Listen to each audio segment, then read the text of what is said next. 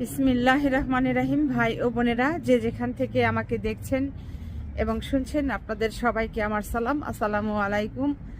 আশা করি আপনারা ভালো আছেন, আমিও ভালো আছি। UK property gossip by Tasmina YouTube চ্যানেলের পক্ষ থেকে জানাই শুভেচ্ছা।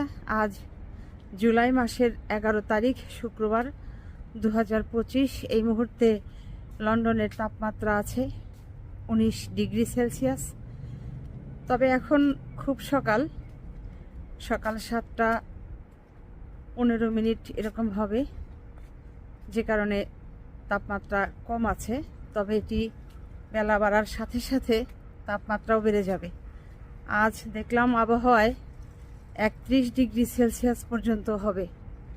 তো যা হোক, এখন আসলে যে বিষয়টি নিয়ে কথা বলতে চাচ্ছি সেটা হলো যে আসাদুজ্জামান খান কামাল, বাংলাদেশের সাবেক স্বরাষ্ট্রমন্ত্রী, যাকে বলা হয় ঠান্ডা মাথার খুনি আসাদুজ্জামান খান কামাল, তার অনেক অপকর্মের কথা আপনারা শুনেছেন। তো আজ পত্রপত্রিকাতে বেশ কয়েকটি অপকর্মের কথা প্রকাশ হয়েছে। তো এর মাঝে আমি দুই একটি বলার চেষ্টা করছি। তো সেটা হলো যে এই যে যারা বাংলাদেশে এনজিও পরিচালনা করেন, এনজিওর যারা কর্মকর্তা আছেন, মালিকপক্ষ আছেন, এদের অনেক কাজ কর্মে সরকারের সাথে যোগাযোগ করেই করতে হয়। এরপর সরকারের বিভিন্ন গুরুত্বপূর্ণ মন্ত্রণালয়ের সাথে, অধিদপ্তরের সাথে সমন্বয় রেখে এনজিওগুলোকে কাজ করতে হয়। এরপর আপনারা আরও যেটি হয়তো জানেন যে এনজিও যদি বিদেশি কোনো সংস্থার সাহায্য পায় কিংবা বাংলাদেশের সরকারের, তারপর বেসরকারি কোনো সংস্থা থেকে যদি কোনো ব্যক্তির কাছ থেকে যদি কোনো সহায়তা পায়, আর্থিক সহায়তা পায়, সেটি অর্থ নিতে গেলেও একটি সনদ দরকার হয়, যেটিকে বলা হয় এনওসি সার্টিফিকেট, অর্থাৎ নো অবজেকশন সার্টিফিকেট, যেটা অনাপত্তি সনদ। এখন এটা এই যখন আনতে হয় এনজিওগুলোকে, তখন এই 1 কোটি টাকা ঘুষ দিতে হয়। কাকে? এই যে সাবেক স্বরাষ্ট্রমন্ত্রী আসাদুজ্জামান খান কামাল, তাকে ঘুষ দিতে হতো। এখন একটা এনজিও বিদেশ থেকে ধরেন এসেছে 20 কোটি টাকা 5টা বিল্ডিংয়ের জন্য, 5টা বিল্ডিং করবে। এখন এই মদখোর সাবেক স্বরাষ্ট্রমন্ত্রী আসাদুজ্জামান খান কামালকেই দিতে হতো 1 কোটি টাকা। তো এইভাবে হলো চলতো। এবং আরও একটি অপকর্মের কথা বলা হয়েছে যে এই আসাদুজ্জামান খান কামালের ঘরে বাপ আর বেটায় মারপিট হতো। আপনারা জানেন আসাদুজ্জামান খান কামালের একটি মাত্র ছেলে, অনেক বড় একটা নাম। তো শেষে যেটা ডাক নাম জ্যোতি, এখন কারাগারে আছে। এই জ্যোতির সাথে অর্থের ভাগ বাটোয়ারা নিয়ে বাপ বেটার মধ্যে মারামারি, গালিগালাজ, কিলাকিলি, ভাঙচুর, এগুলো চলতো ঘরের ভিতরে। এবং বিভিন্ন সংবাদপত্র মাধ্যমে এটি উঠে এসেছে যে এই জ্যোতি তার ঘরের যা কিছু আছে, একেবারে শোকেজের গ্লাস থেকে শুরু করে, ড্রেসিং টেবিলের গ্লাস থেকে শুরু করে, পানি খাওয়ার গ্লাস থেকে শুরু করে সব ভেঙে টুকরো টুকরো করে দিয়েছে, এই শুধু বাপের সাথে ভাগাভাগি নিয়ে। সেটা আবার কেমন? সেটা হলো যে আপনারা জানেন বাংলাদেশে যে এই বিভিন্ন জেলায় জেলা প্রশাসকের চাকুরিতে নিয়োগ দেওয়া হতো, সেখানেও তিনি 80 লক্ষ টাকা ঘুষ নিতেন। 80 লক্ষ টাকা ঘুষ নিয়ে বিনিময়ে এই পুলিশ সুপারের চাকরি দিতেন। তারপর পুলিশের চাকরি পাওয়ার পর এই যে বদলি, কেউ আছে বান্দরবনে, খাগড়াছড়িতে, তাকে আনবে ঢাকায়, কিংবা কেউ ধরেন আছে পুলিশের চাকরি নিয়ে ঢাকাতে, তার সুবিধার্থে তিনি চলে যাবেন সিলেটে। এই পুলিশের চাকরিতে যে বদলি, এটিও ঘুষের মাধ্যমে হতো।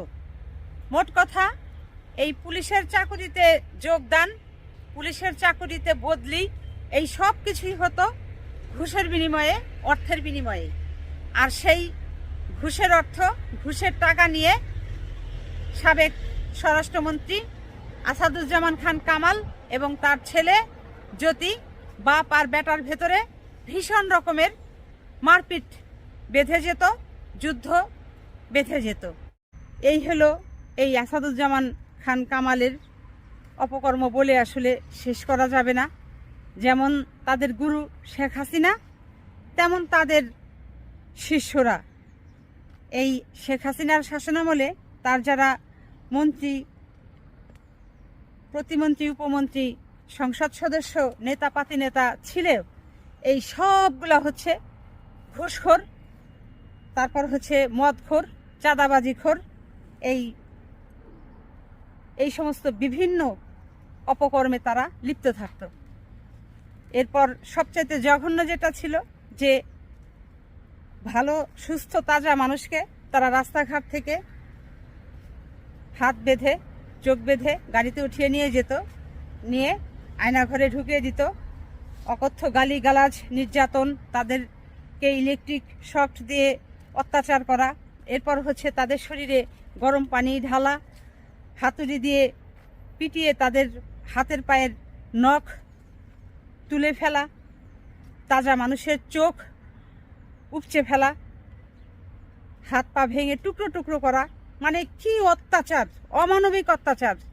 এই এত অমানবিক অত্যাচার বাংলাদেশের মানুষ গত 15-16 বছর সহ্য করে, তারপরেও বাংলাদেশের মানুষ টিকে আছে।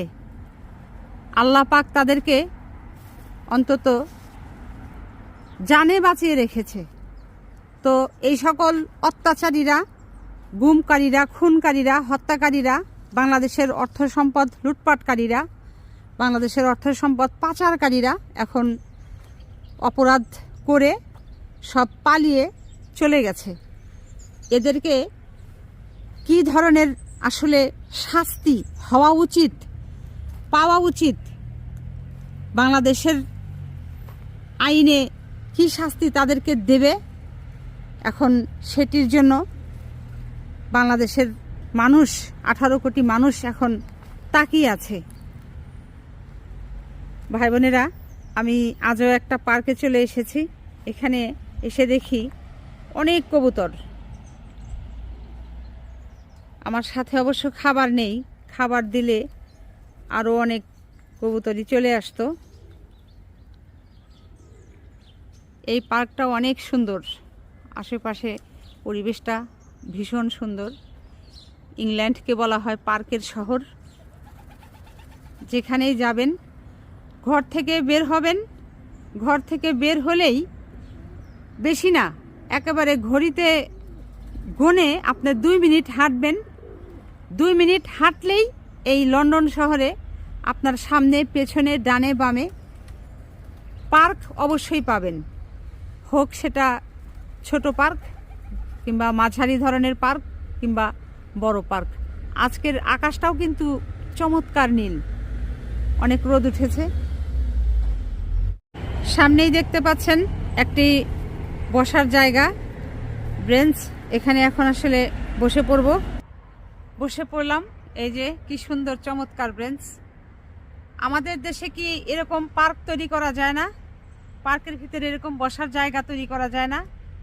আর পার্কটা হবে দেখতে এরকম, কত সুন্দর নিরিবিলি মনোরম পরিবেশ, ঘন সবুজ, ফুলে ভরা, কত রকমের গাছ গাছালিতে ভর্তি এই পার্কগুলো। এই অর্থ পাচারকারীদের যে অর্থগুলো পাওয়া যাচ্ছে, এগুলো দিয়ে যারা শহীদ হয়েছেন, শহীদ পরিবারের সদস্যদেরকে সহায়তা করা হোক, যারা আহত আছেন, আহত শিক্ষার্থীদের, তারপর সাধারণ মানুষ যারা আহত হয়েছেন, এদের চিকিৎসায় খরচ করা হোক, এবং বাকি অর্থ দিয়ে সারা বাংলাদেশ এরকম পার্কে ভরে ফেলা হোক, শত শত হাজার হাজার পার্ক করা হোক। এই অর্থ পাচারকারীদের অর্থ ফেরত এনে, এটাই হচ্ছে বাংলাদেশের মানুষের এখন আসলে দাবি। তো আজ আর কথা বাড়াবো না, ভিডিও বড় করব না। ভাই বোনেরা, আপনারা সবাই ভালো থাকবেন, সুস্থ থাকবেন এবং আমার জন্য দোয়া করবেন। আমার এই চ্যানেলটিতে লাইক, কমেন্ট, শেয়ার এবং সাবস্ক্রাইব করবেন। আসসালামু আলাইকুম, আল্লাহ হাফেজ।